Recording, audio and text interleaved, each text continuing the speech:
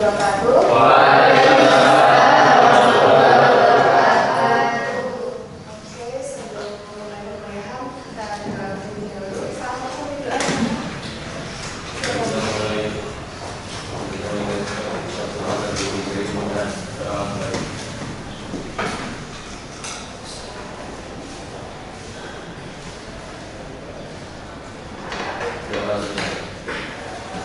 pagi semuanya. Pagi. Udah sarapan belum? Belum. Ya nanti habis ini sarapan. Ini makanannya siapa? Apa kosong? Ada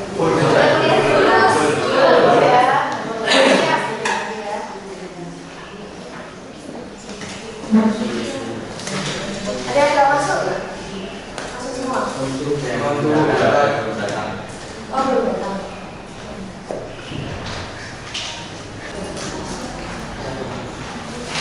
Oke ya, sesuai dengan kontrak yang telah kita bahas kemarin. Jadi hari ini kita akan mempelajari mengenai hakikat manusia dan pendidikan. Nah, sebelumnya ini materi cukup simpel ya. Jadi manusia sama pendidikan ini hal yang biasa kalian dengar dalam kehidupan sehari-hari. Iya nggak? Iya kan? Oke, jadi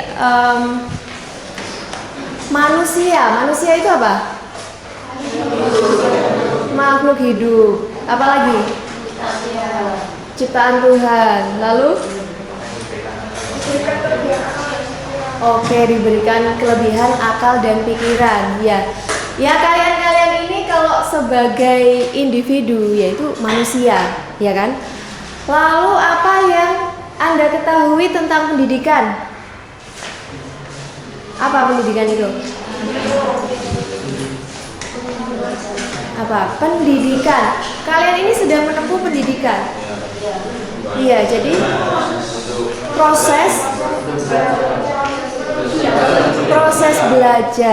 proses belajar pendidikannya.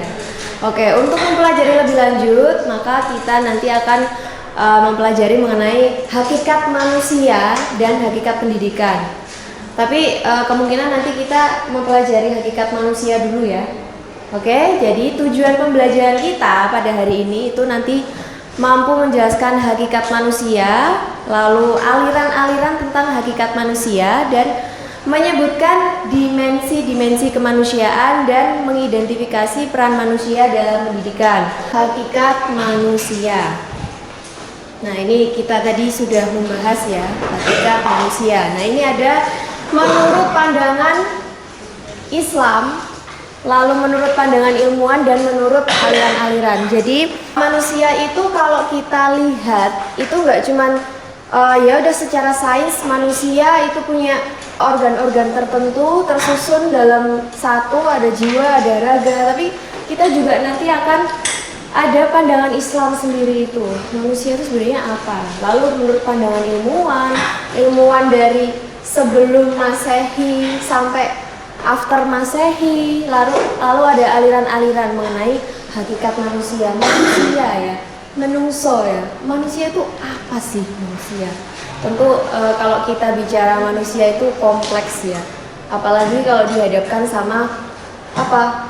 Manusia itu kan kalau bertindak nanti ada implikasi tertentu. Nah, implikasi itu kan kadang ada yang positif, ada yang negatif ya kan. Oke, jadi yang pertama kita bahas mengenai pandangan Islam. Jadi kalau menurut pandangan Islam itu apa yang pertama? Menurut pandangan Islam? Ya, sebagai makhluk ciptaan Tuhan dan sebagai khalifah. Apa? Sebagai ciptaan Tuhan apa? Ya, hakikatnya kan itu kalau kita diciptakan ya. Sebagai abd ya, sebagai hamba. Hamba itu kan pada hakikatnya apa? Kita kan menjalankan perintah dan menjauhi larangan. Kemudian Allah itu kan menciptakan makhluk-makhluk yang ada di muka bumi kayak jin, manusia. Itu untuk apa? Hakikatnya? Untuk beribadah ya. Seperti Wa ma khalaqtul jinna wal insa illa liya'budun. Banyak sekali ya hadis-hadis ayat yang menyebutkan tentang manusia. Karena apa? Manusia itu tokoh utama. Kemudian manusia sebagai khalifah. Nah, ini masuk ya tadi pembahasan kita bahwa kita itu pemeran utama yang mengatur bumi. Oke, pembahasan kedua dari hakikat manusia itu ada menurut Plato. Kalau menurut Plato, manusia itu hakikatnya ditandai dengan kesatuan pikiran, kehendak, dan nafsu. Jadi menurut Descartes itu manusia itu intinya jiwa lah.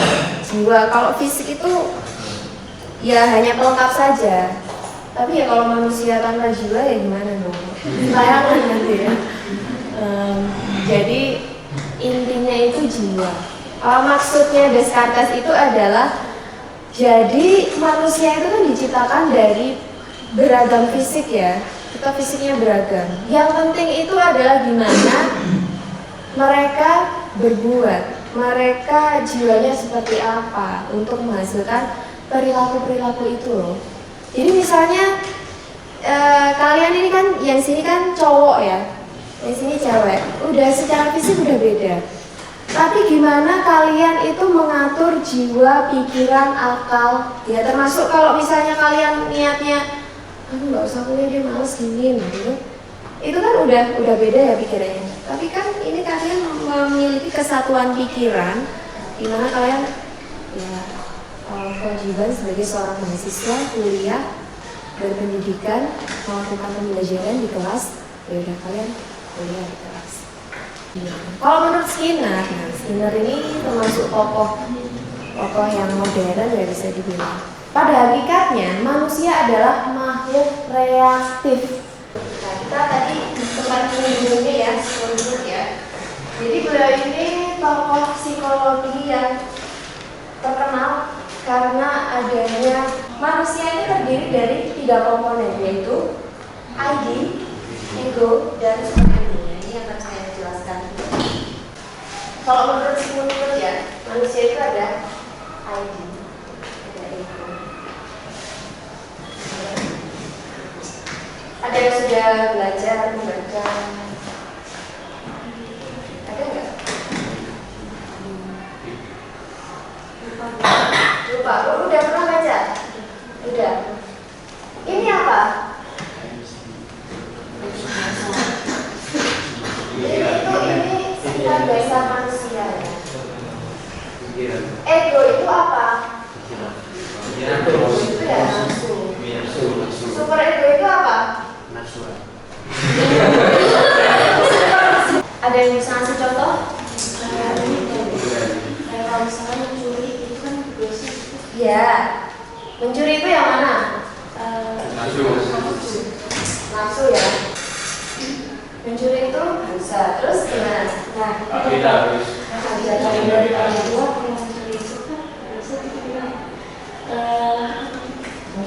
ditambahkan pemikiran kalau mencuri itu dosa. Jadi kita harus menjadikan seperti itu. Oke, beri aplaus untuk Mbak siapa? Anissa. Oke, beri aplaus untuk Mbak Anissa. Kita sebagai makhluk hidup, kita butuh apa? Kalian contoh deh. Primer.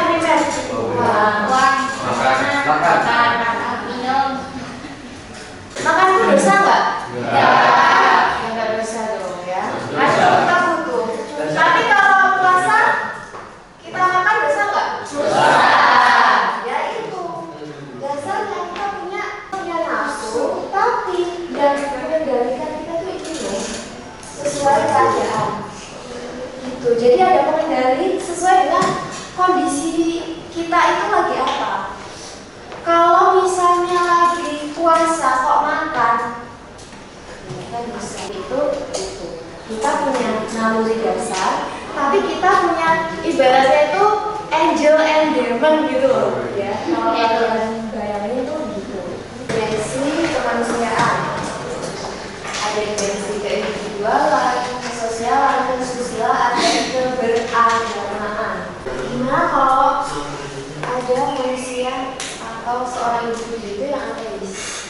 pandangan kalian gimana?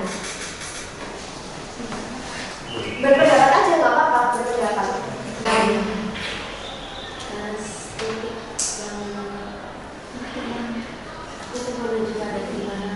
Belum memiliki landasan dia secara spiritual gitu ya. Oke, boleh. Ada lagi? Karena dia yang belajar dengan dia bukan dengan kelebihan dari dia. Oke. Nah, ini ada satu pertanyaan.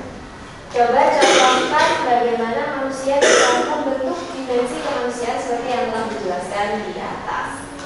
Ayo, jadi mahasiswa harus berani ngomong lah. Ya, interaksi bagaimana?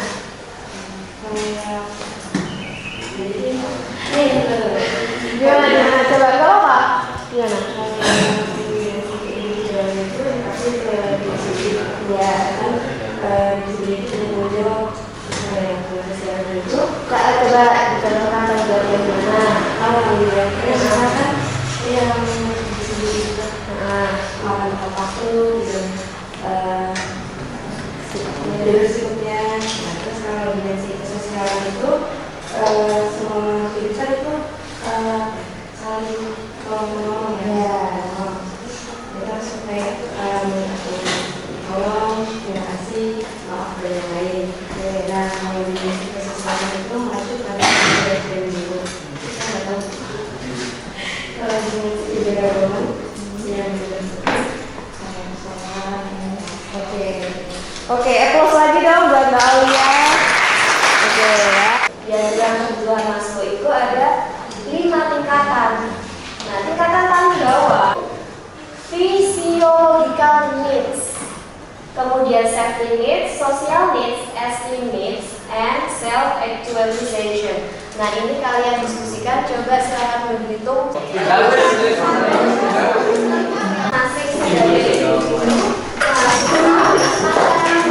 Upaya untuk mencapainya.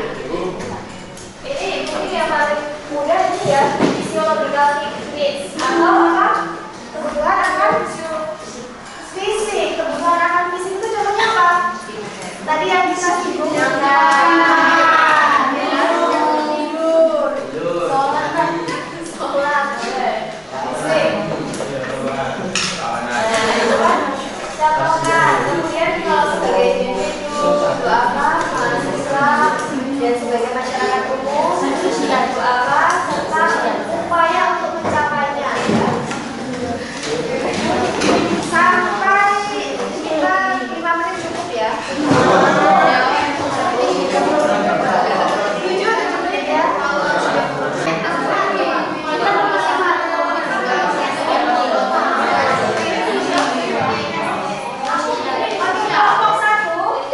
Kelompok satu itu physiological needs. Kelompok 2 apa?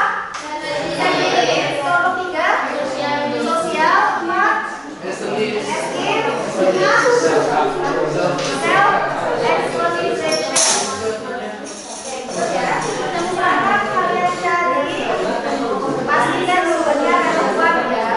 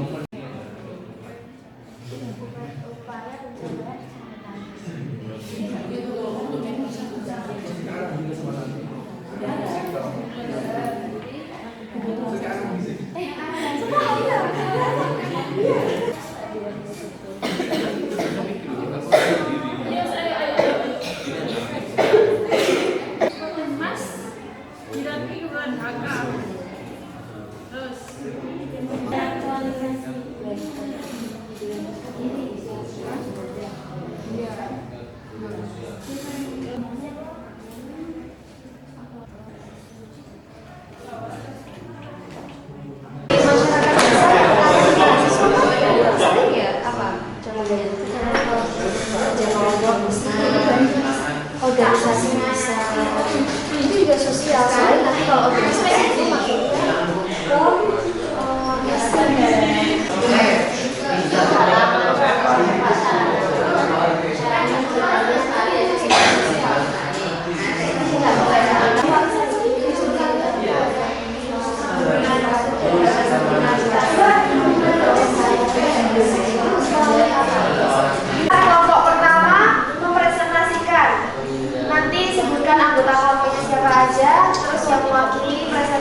siapa?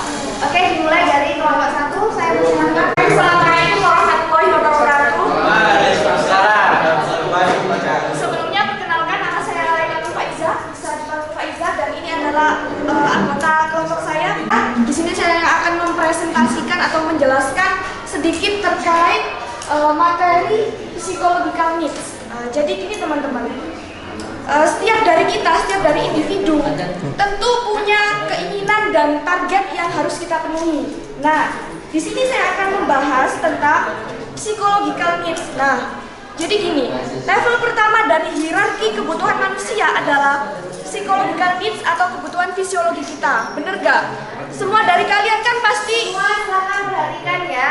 Semua dari kita kan pasti ingin kebutuhan kita terpenuhi terlebih dahulu ya. Contoh kecil dari psychological needs ini adalah kebutuhan untuk makan, kemudian kebutuhan untuk tidur, kemudian untuk istirahat yang cukup, kemudian kebutuhan meliputi sandang, pangan, papan. Nah, kita nggak akan bisa survive dengan kehidupan kita selanjutnya kalau dari dasarnya aja kita nggak bisa melaksanakan itu semua.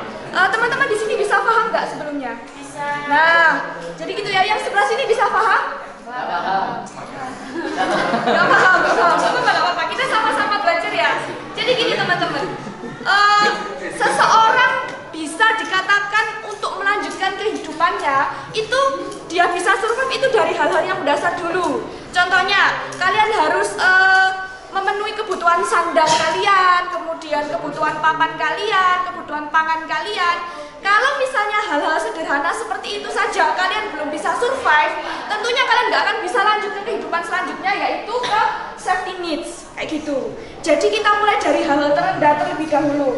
Nah, di sini teman-teman, dari psychological needs ini tadi ada diklasifikasikan lagi. Jadi ada mulai dari individu, kebutuhan individu itu meliputi apa aja sih, kayak gitu. Terus mahasiswa, sebagai mahasiswa itu kebutuhannya apa aja sih, kemudian masyarakat umum. Nah, di sini saya menjelaskan secara singkat, kebutuhan individu dulu lah, mulai dari kita dulu lah, mulai dari diri kalian sendiri. Karena yang bertanggung jawab atas survive enggaknya kehidupan kalian itu ya dari diri kalian sendiri, bener gak? Kalian bisa survive, kalian bisa lanjut ke kehidupan selanjutnya, bisa next ke level selanjutnya itu kan dari diri kalian sendiri terlebih dahulu ya. Nah, jadi kebutuhan apa aja sih yang bisa kalian mulai dari diri kalian sendiri dulu. Nah, yang paling utama kan kalian butuh oksigen ya setiap hari ya. Nah, kalian butuh bernafas, gak mau kurang. Kalau makan kalian gak teratur, karena nomor 1 adalah sehat. Keselamatan dan keamanan agar tetap aman dan selamat dari bahaya apapun. Contohnya kalau individunya dari kita sendiri tuh keselamatannya kayak dari pergaulan bebas kita harus membatasi diri. Jadi kita harus bisa mengendalikan diri kita sendiri dari lingkungan-lingkungan sosial yang kurang baik di kita. Tempat tinggal buat kita berlindung dari bencana. Jadi keamanan nggak cuma dari fisik aja. Selanjutnya yaitu menunjukkan potensinya diri sendiri itu. Dan yang kedua yaitu sebagai mahasiswa, yaitu mengembangkan soft skill seperti mengikuti UKM, BEM, DEMA atau SEMA. itu adalah self actualization sama esteem needs. Ya, kalau aktualisasi diri itu kita lebih ke kita tahu kita minatnya apa, kita bakatnya apa. Misalnya, aduh kok kayaknya aku pengen mengasah leadershipku nih. Maka kalian ikut organisasi, kalian misalnya punya bakat seni, kalian ikut lomba. Nah, dengan ikut lomba itu kalian mengaktualisasi diri kalian, ya. Nah, caranya apa? Melalui ini tadi, kebutuhan akan penghargaan tadi ya. Oke, jadi kita ke kesimpulan pada pagi hari ini apa? Ada yang bisa menyimpulkan? Hakikat manusia itu dari proses pembelajaran.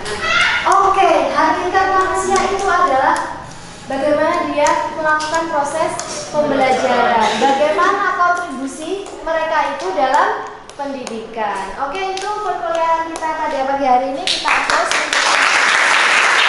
Untuk pembelajaran besok kita lanjut ke hakikat pendidikan. Itu tadi perkuliahan kita pada pagi hari ini, semoga bermanfaat. Amin. Ada kurang lebihnya saya mohon maaf. Bisa kita akhiri dengan berdoa membaca hamdalah bersama.